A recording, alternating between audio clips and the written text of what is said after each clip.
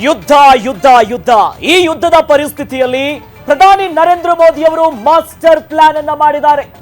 ರಾಷ್ಟ್ರೀಯ ಭದ್ರತಾ ಸಲಹಾ ಮಂಡಳಿಯ ಪುನರ್ರಚನೆ ನೋಡಿ. ಮಾಜಿ ರಾ ಮುಖ್ಯಸ್ಥರಿಗೆ ಎನ್ಎಸ್ಎ ಮಂಡಳಿಯ ಹೊಣೆಯನ್ನ ಒಪ್ಪಿಸ್ತಾ ಇರೋದು. ಮೇಜರ್ ಮಾಸ್ಟರ್ ಸ್ಟ್ರೋಕ್ ಅನ್ನ ಕೊಡ್ತಿದ್ದಾರೆ ಪ್ರಧಾನಿ ನರೇಂದ್ರ ಮೋದಿ ಅವರು. ಎನ್ಎಸ್ಎಬಿಗೆ ಮಾಜಿ ರಾ ಮುಖ್ಯಸ್ಥ ಅಲೋಕ್ ಜೋಶಿ ಅವರ ನೇತೃತ್ವವನ್ನ ವಹಿಸಲಾಗ್ತಿದೆ. ದಾಳಿಯ ಬೆನ್ನಲ್ಲೇ ಈಗ ಕೇಂದ್ರದಿಂದ ಮೇಜರ್ ನಿರ್ಧಾರವನ್ನ ಕೈಗೊಂಡಿದ್ದಾರೆ. ರಾಷ್ಟ್ರೀಯ ಭದ್ರತಾ ಸಮಸ್ಯೆಗಳ ಬಗ್ಗೆ ಎಲ್ಲ ಸಲಹೆಯನ್ನ ಕೊಡುತ್ತೆ ಈ ಮಂಡಳಿ.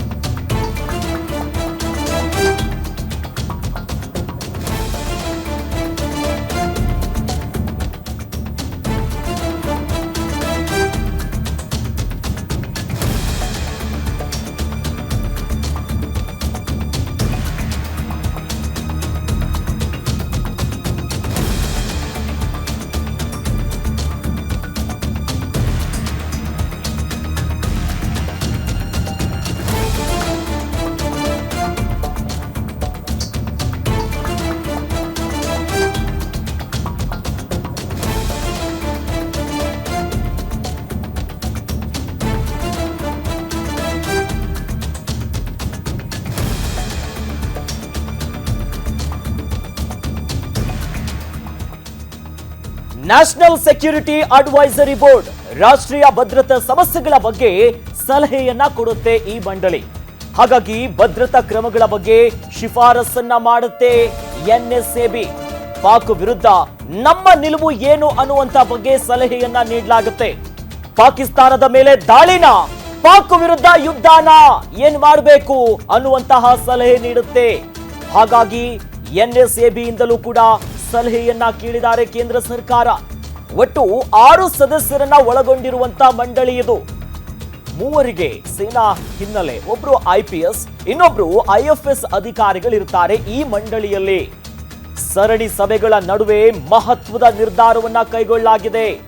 ನ್ಯಾಷನಲ್ ಸೆಕ್ಯೂರಿಟಿ ಅಡ್ವೈಸರಿ ಬೋರ್ಡ್ನಿಂದಲೂ ಕೂಡ ಮುಂದೇನು ಮಾಡಬೇಕು, ಯಾವ ರೀತಿಯಾಗಿ ಕಾರ್ಯತಂತ್ರಗಳನ್ನ ಹೆಣಿಬೇಕು, ರಾಷ್ಟ್ರೀಯ ಭದ್ರತಾ ಸಮಸ್ಯೆಗಳ ಬಗ್ಗೆ ಸಲಹೆಯನ್ನ ನೀಡಲಾಗುತ್ತೆ.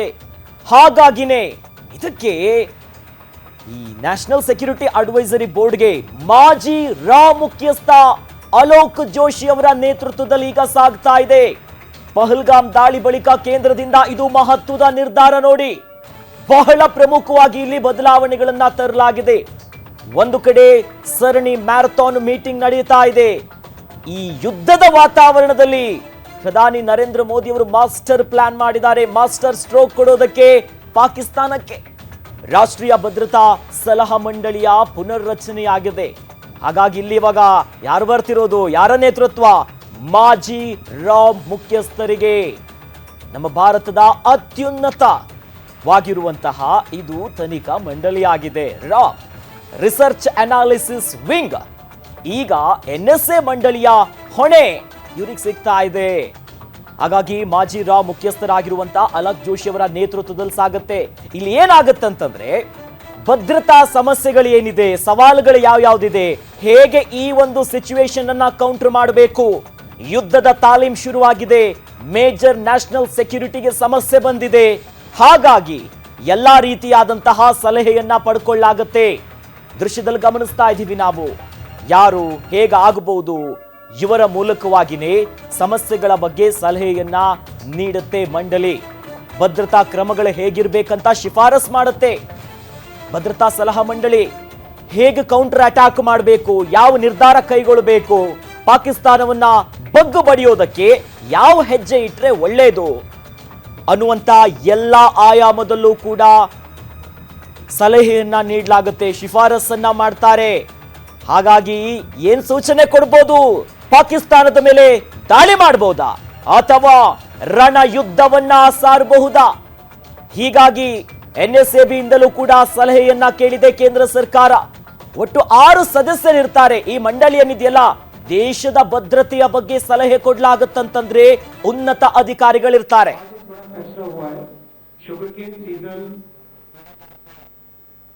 इस सीजन के लिए fair and democratic price sugar cane का डिसाइड किया गया है। आप सब जानते हैं कि this is the benchmark price below which sugar factories cannot purchase. That means they have to purchase at this or above price.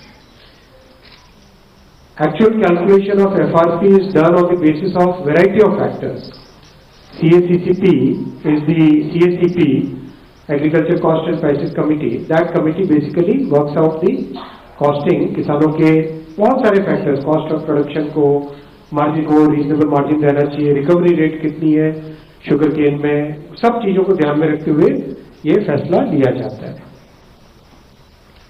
आज निर्णय लिया गया है कि fair and remunerative price sugar cane का रहेगा 355 रुपीज पर क्विंटल और इसके ऊपर 0.1% पे एक एडजस्टमेंट है और नीचे 0.1% होने पर एक रिकवरी अगर 10.25% से कम होती है तो उसका एक एडजस्टमेंट है।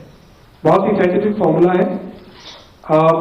बेसिक तौर पे अगर आप देखें कि जो कॉस्ट है all India weighted average cost of production of sugar cane वो है 173 रुपीज पर क्विंटल।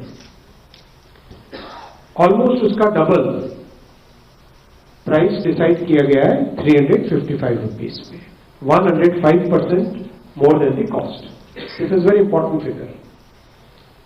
2023-24 इस पीरियड का जो एग्रीकल्चर इस शुगर केन सीजन के जो कंप्लीट लेटेस्ट डेटा है उसके हिसाब से शुगर केन फार्मर्स को 1,11,701 करोड़ रुपए शुगर केन के दाम के रूप में मिले हैं, क्योंकि एक बहुत अच्छा रेम्यूनरेटिव प्राइस माना जाता है। शुगर का प्रोडक्शन 320 लाख मेट्रिक टन और शुगर केन की crushing 3190 lakh metric ton. Overall youth और मिडिल क्लास के लिए इंफ्रास्ट्रक्चर, ट्रांसपोर्ट सेक्टर को इंप्रूव करना और series of decisions for farmers welfare, ये सारे फैसले अब तक के ऐतिहासिक तीसरी टर्म में लिए गए हैं। मैं बहुत क्विकली इन दोनों सब्जेक्ट्स एकदम लिमिटेड इन दोनों सब्जेक्ट्स पे अगर कोई क्वेश्चंस हो तो आप पूछिए, केवल इन्हीं दोनों पे। 145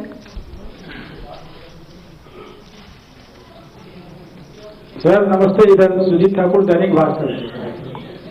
सर देश जिस लेफ्ट में होते थे राइट में आ गए। सर मैं अभी मौसम ऐसा राइट में रहना पड़ेगा। देश जिस गन्ने के जूस का इंतजार कर रहा है उसके बारे में सब कुछ 22। सर मैं लक्ष्मण CNBC आवाज से। ये किसानों को जो अपने 23-24 में 1,11,701 करोड़ रुपए देने का यहाँ पे पेड किया गया था बताया, ये FRP बढ़ाने से और जो शुगर केन का प्रोडक्शन का एस्टिमेट है तो उससे कितना अतिरिक्त पैसा किसानों को मिलेगा ओवरऑल? इससे ज्यादा ही मिलेगा। 1,11,000 करोड़ 23-24 का डेटा है, इससे ज्यादा ही मिलता है। 40 Sir, I am Deepak from Times of India. About this Silchar project, what we have seen in Uttarakhand, where we went for 2-lane and paved shoulder, and also in Shimla projects, because of hill cutting, there is a major environmental disaster. This part also it's a hilly area, and we are building 4 lanes, which is ideally should not be done. What kind of precautions are being taken to ensure that we don't encounter similar problems? Design के सारे precautions इन सब projects में लिए गए, विशेषकर जहाँ पे tunnels बनानी है वहाँ पे ज्यादा ध्यान दिया गया है। जहाँ पर रोड के हिल के साइड में है वहाँ पर भी बहुत स्लोप स्टेबलाइजेशन वगैरह के सारे प्रिकॉशंस जो साइंटिफिक प्रिकॉशंस है, एनवायरमेंटल प्रिकॉशंस वो पूरे लिए गए। 17. Thank you, ma'am. Mr. Vaishnav, my name is Tripti Nath. I'm an independent journalist. We welcome the affirmative steps that the government has taken with regard to highway connectivity and for farmers' welfare. But the million-dollar question is national security. I'm sorry we can't. Not in the cabinet briefing. No more hands up. Yeah. दे दीजिए mic. 45। Welcome to this is Vibhuti. My question is specifically about on Odisha issue because you belong from that state. I am from Dhambal. Cabinet का पूछो। ये press conference नहीं है दोस्त, ये cabinet briefing है।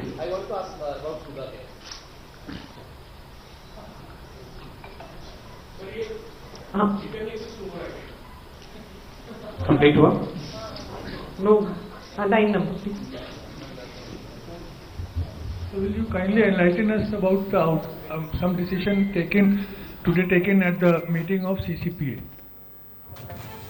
S, ಈಗಾಗಲೇ ಸುದ್ದಿಗೋಷ್ಠಿ ಒಂದು ಕಡೆ ಆರಂಭ ಆಗಿರುವಂತಹ ವಿಚಾರ ಗೊತ್ತಾಗ್ತಾ ಇದೆ, ಸಾಗ್ತಾ ಇದೆ. ಇವತ್ತು ಬೆಳಿಗ್ಗೆಯಿಂದ ಸರಣಿ ಸಭೆಗಳಾಗ್ತಿದೆ. ಬಹಳ ಪ್ರಮುಖವಾಗಿ ನಾವು ಗಮನಿಸಬೇಕಾಗಿರೋದು ಸೂಪರ್ ಕ್ಯಾಬಿನೆಟ್ ಮೀಟಿಂಗ್ ಕೂಡ ಆಯಿತು, ಭದ್ರತಾ ಸಲಹಾ ಸಮಿತಿಗಳಾಯಿತು, ಮತ್ತೆ ಪ್ರಧಾನಿ ನರೇಂದ್ರ ಮೋದಿ ಅವರು ಕೂಡ ನ್ಯಾಷನಲ್ ಸೆಕ್ಯೂರಿಟಿ ಅಡ್ವೈಸರಿ ಬೋರ್ಡ್ನಲ್ಲೂ ಕೂಡ ಮಹತ್ವದ ಬದಲಾವಣೆಯನ್ನ ತರಲಾಗ್ತಿದೆ. ಜೊತೆಯಲ್ಲಿ ಮಾಜಿ ರಾನ ಮುಖ್ಯಸ್ಥರ ಅವರ ನೇತೃತ್ವದಲ್ಲಿ ಮುಂದೆ ಹೇಗೆ ಸಾಗಬೇಕು, ಶಿಫಾರಸುಗಳನ್ನ ತೆಗೆದುಕೊಳ್ಳುವುದಕ್ಕೆ ಯಾವ ರೀತಿಯಾಗಿ ಪಾಕಿಸ್ತಾನವನ್ನ ಬಗ್ಗು ಬಡಿಯುವಂತ ನಿಲುವನ್ನ ಹೊಂದಬೇಕು, ಈ ಎಲ್ಲ ಆಯಾಮದಲ್ಲೂ ಕೂಡ ಚರ್ಚೆಗಳು ಸಾಗ್ತಾನೆ ಇತ್ತು.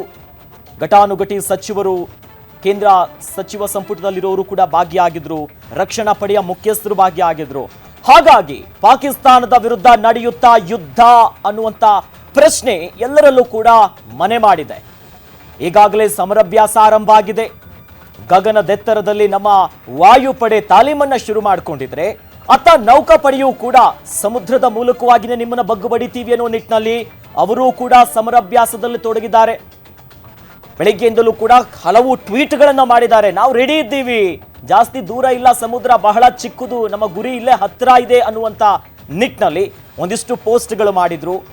ಬಹಳ ಪ್ರಮುಖವಾಗಿ ಮಾಸ್ಟರ್ ಪ್ಲಾನ್, ಯುದ್ಧದ ವಾತಾವರಣದ ಬೆನ್ನಲ್ಲೇ ಮಾಜಿ ರಾ ಮುಖ್ಯಸ್ಥ ಅವರನ್ನ ರಾಷ್ಟ್ರೀಯ ಭದ್ರತಾ ಸಲಹಾ ಮಂಡಳಿ ಮೂಲಕವಾಗಿ ಪುನರ್ರಚನೆ ಮಾಡಿ ಅವರ ನೇತೃತ್ವದಲ್ಲಿ ಒಂದಿಷ್ಟು ಶಿಫಾರಸು ಮಾಡೋದಕ್ಕೆ, ದೇಶದ ಭದ್ರತೆಯ ವಿಚಾರಕ್ಕೆ ಸಂಬಂಧಪಟ್ಟಂತೆ ಅಲ್ಲಿ ಬದಲಾವಣೆ ಮಾಡಿದ್ದು ಕೂಡ ಈ ಹೊತ್ತಿನಲ್ಲಿ ಗಮನ ಸೆಳೀತಾ ಇದೆ.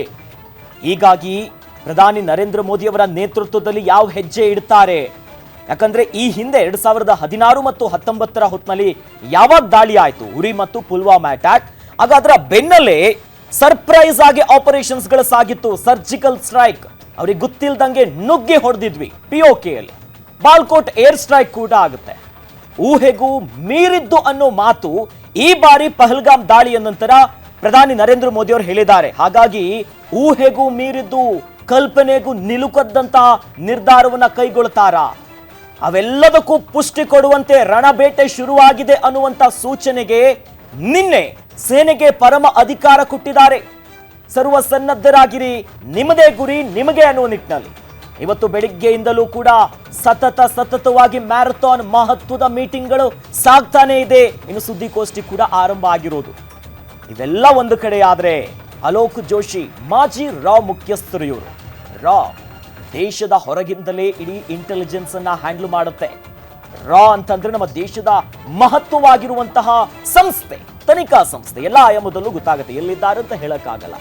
ಈಗ ಈ ಯುದ್ಧದ ವಾತಾವರಣ ಇರುವಂತ ಸಂದರ್ಭದಲ್ಲಿ ಸಲಹಾ ಮಂಡಳಿಯಲ್ಲಿ ಬದಲಾವಣೆ ಮಾಡಿರೋದು ಕೂಡ ಗಮನ ಸೆಳೀತಾ ಇದೆ.